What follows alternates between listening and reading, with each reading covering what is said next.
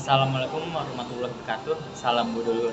Perkenalkan, nama saya Fadli Zinikram dari Fakultas Ekonomi Bisnis Prodi Akuntansi Manajemen.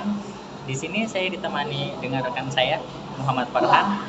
Pertama-tama yang saya hormati Bapak Dr. Muhammad Mabrur Taufik SAG SEMM sebagai dosen pengampu mata kuliah Manajemen Strategi. Di sini saya ingin menjelaskan materi tentang aliansi strategi dan pengendalian strategi. Pengendalian strategis atau strategic control. Apa sih pengendalian strategik atau strategic control itu? Strategic control atau pengendalian strategis adalah usaha manajemen untuk melacak suatu strategi saat dilaksanakan, mendeteksi masalah-masalah atau perubahan-perubahan dalam asumsi dasarnya, dan membuat penyesuaian-penyesuaian yang diperlukan. Pengendalian strategis berkaitan dengan pengarahan langkah tindakan atas nama strategi pada saat langkah tersebut dilakukan dan ketika hasil akhir akan terlihat beberapa tahun ke depan. Di dalam pengendalian strategi terdapat dua jenis sistem pendekatan. Yang pertama, pendekatan tradisional, dan yang kedua, pendekatan kontemporer. Pendekatan tradisional didasarkan pada pendekatan umpan balik. Strategi, sasaran, dan tujuan organisasi hanya sedikit berubah, atau bahkan tidak ada perubahan sama sekali sampai batas waktu yang ditentukan. Di dalam pendekatan tradisional dikenal dengan nama single loop, di mana dengan sistem ini, sistem pengendalian hanya membandingkan kinerja aktual dengan sasaran yang telah ditetapkan sebelumnya. Single loop akan tepat digunakan apabila lingkungan bisnis berada dalam keadaan yang stabil dan relatif sederhana. Di dalam pendekatan tradisional, mengikuti tahapan yang berurutan, yaitu dibagi menjadi 3. Yang pertama, strategi diformulasikan dan manajemen puncak menetapkan sasaran. Dan yang kedua, strategi diimplementasikan. Lalu yang ketiga, kinerja diukur berdasarkan sasaran yang telah ditetapkan sebelumnya. Pendekatan kontemporer, di mana pendekatan kontemporer ini menekankan pada pentingnya evaluasi lingkungan, baik internal maupun eksternal, yang berkelanjutan untuk melihat apabila terdapat tren dan kejadian penting yang memberikan sinyal terhadap pentingnya melakukan modifikasi strategi, sasaran, dan tujuan organisasi. Di dalam pendekatan kontemporer dikenal dengan sistem double loop, di mana asumsi, dasar pemikiran, sasaran, dan strategi organisasi dievaluasi, diuji, dan dikaji ulang secara terus-menerus. Terdapat dua tipe berbeda dari pengendalian strategik di dalam pendekatan kontemporer. Yang pertama, pengendalian informasi. Pengendalian informasi menjelaskan apakah organisasi melakukan hal-hal yang benar dalam implementasi strategi. Lalu, tipe yang kedua adalah pengendalian perilaku, di mana pengendalian perilaku menjelaskan apakah organisasi melakukan segala sesuatunya dengan benar dalam implementasi strategi. Agar sistem pengendalian kontemporer berjalan dengan efektif, maka yang harus kita lakukan adalah yang pertama, harus fokus pada informasi yang terus berubah yang dapat diidentifikasi oleh manajer puncak sehingga mempunyai arti strategik yang penting. Yang kedua, informasi harus cukup penting untuk dapat menarik perhatian manajer operasi pada semua tingkatan organisasi secara rutin dan terus-menerus. Yang ketiga, data dan informasi yang dihasilkan oleh sistem pengendalian paling baik bila diinterpretasikan dan didiskusikan pada pertemuan tatap muka dengan atasan, bawahan, dan rekan bisnis. Sistem pengendalian kontemporer adalah katalis kunci bagi perdebatan tentang data, asumsi, dan rencana aksi yang dilakukan terus-menerus.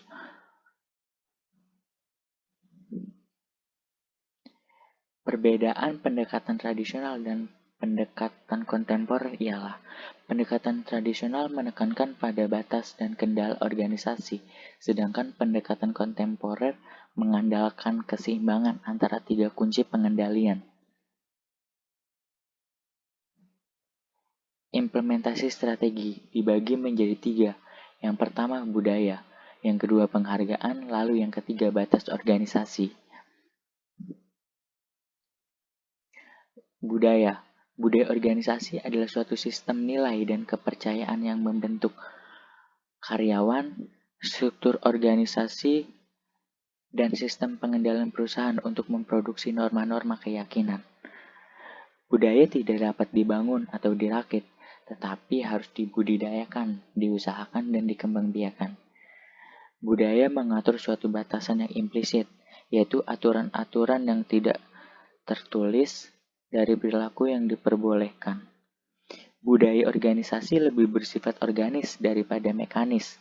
Dalam keadaan apapun, seorang manajer akan selalu ditempatkan sebagai role model, sehingga konsistensi dalam perkataan dan perbuatan bisa menjadi pendorong yang baik dalam pembentukan budaya dan komitmen yang tinggi bagi karyawan.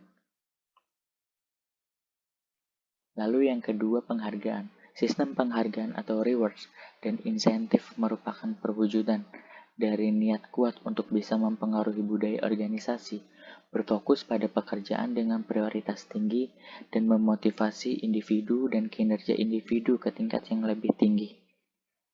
Karakteristik penghargaan dan insentif intensif yang efektif adalah yang pertama, tujuannya jelas, mudah dimengerti, dan bisa diterima secara luas. Yang kedua, penghargaan berhubungan langsung dengan kinerja dan perilaku yang diinginkan. Yang ketiga, pengukuran kinerja jelas dan dapat dilihat. Yang keempat, umpan balik cepat, jelas, dan tidak meragukan. Yang kelima, sistem kompensasi adil dan pantas. Yang terakhir, struktur fleksibel, di mana bisa beradaptasi dengan perubahan. Lalu yang ketiga, batas organisasi. Batas dan hambatan organisasi dapat memberikan banyak tujuan yang berguna bagi organisasi, termasuk berfokus pada usaha individu dan prioritas organisasi. Yang kedua, memberikan tujuan jangka pendek dan rencana kegiatan yang akan diusahakan. Yang ketiga, meningkatkan efisiensi dan efektivitas. Lalu yang terakhir, meminimalkan perilaku yang tidak diperbolehkan dan tidak etis. Tujuan jangka pendek harus yang pertama spesifik dan bisa diukur. Yang kedua, mempunyai batasan waktu yang spesifik dalam usaha pencapaian. Yang ketiga, dapat dicapai dan cukup menantang untuk bisa memotivasi manajer menyelesaikan.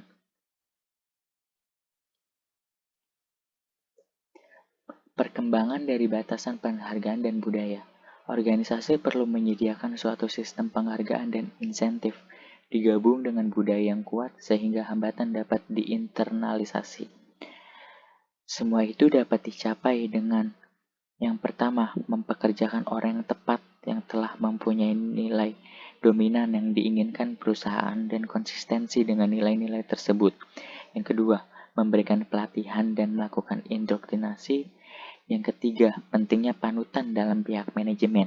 Lalu yang terakhir, sistem penghargaan harus sesuai dengan tujuan dan sasaran perusahaan.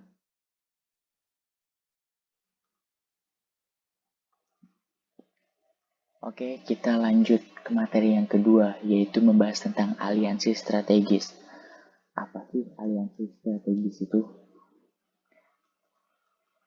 Aliansi strategis adalah hubungan formal antara dua atau lebih kelompok untuk mencapai satu tujuan yang disepakati bersama ataupun memenuhi bisnis kritis tertentu yang dibutuhkan masing-masing organisasi independen. Atau dengan kata lain, globalisasi ekonomi meningkatkan jalinan kerjasama antara pelaku ekonomi di berbagai kawasan. Aliansi strategis memiliki syarat, yaitu bergesernya fokus perhatian dari ROI atau Return on Investment menjadi ROS atau Return on Sale. Tujuan aliansi strategis adalah memungkinkan suatu perusahaan atau grup untuk mencapai tujuan tertentu yang tidak dapat dicapai dengan usaha sendiri. Terdapat faktor pendorong eksternal dalam aliansi strategis. Yang pertama, proses globalisasi menjadi kekuatan utama di balik pertumbuhan aktivitas nilai tambah lintas batas negara dan juga meningkatkan saling ketergantungan ekonomi. Yang kedua, meningkatnya internasionalisasi dan persaingan menimbulkan kebutuhan untuk bekerja sama secara regional. Yang ketiga, perkembangan teknologi yang cepat, siklus umur produk yang lebih pendek, dan kenaikan biaya litbang mendorong perusahaan-perusahaan untuk mewujudkan riset bersama dan berbagai sumber daya yang lengkap. Yang keempat, memunculnya banyak pesaing baru dalam bisnis tradisional memaksa perusahaan yang ada untuk membina hubungan dan memperluas jaringan yang erat. Yang kelima, pergeseran dari produk menuju kompetensi memaksa perusahaan untuk keluar dan mencari pengetahuan yang saling melengkapi dan kompetensi yang baru. Lalu, terdapat faktor pendorong internal dalam aliansi strategik. Yang pertama, adanya kebutuhan untuk bekerja sama untuk mencapai fleksibilitas, kompetensi inti, dan insentif yang berasal dari otonomi pada waktu yang sama memanfaatkan sumber daya yang saling melengkapi bagi pembelajaran dan efisiensi. Lalu yang kedua, motif dan tujuan dibentuknya aliansi strategik meliputi teknologi atau know-how, yaitu aset finansial, persaingan, akses pada segmen pasar, akses terhadap input, output, dan pengalaman manajemen, sumber daya, dan kapabilitas yang saling melengkapi. Dalam aliansi strategik, terdapat kelemahan dan kelebihan. Kelebihan yang dimiliki oleh aliansi strategik yaitu yang pertama, akses terhadap aset pelengkap, lalu yang kedua, kecepatan. Lalu, kekurangan yang dimiliki oleh aliansi strategis adalah yang pertama, kurangnya kontrol, yang kedua, membantu pesaing potensial, yang ketiga, kelangsungan jangka panjang dipertanyakan, lalu yang terakhir, sukar atau sulit untuk mengintegrasikan pembelajaran.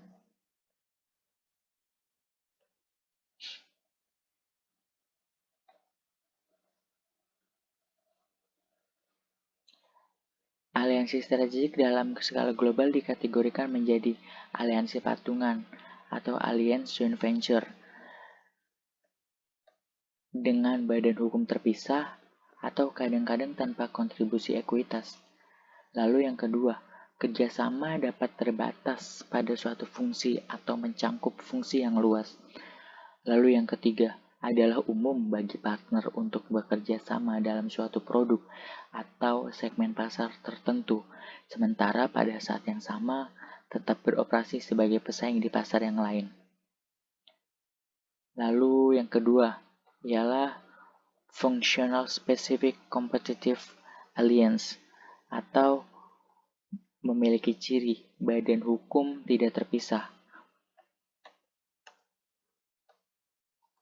Kerjasama terbatas pada satu atau sejumlah fungsi tertentu misalnya. Yang pertama dalam litbang, yang kedua persetujuan distribusi silang, yang ketiga persetujuan lisensi silang, yang keempat persetujuan kerjasama manufaktur, lalu yang terakhir ialah joint bidding. Baik, itu saja ya penjelasan yang dapat saya sampaikan mengenai materi aliansi strategi dan pengendalian strategi. Kurang lebihnya mohon maaf. Wabillahi taufiq wal hidayah. Wassalamualaikum warahmatullahi wabarakatuh. Salam budaya.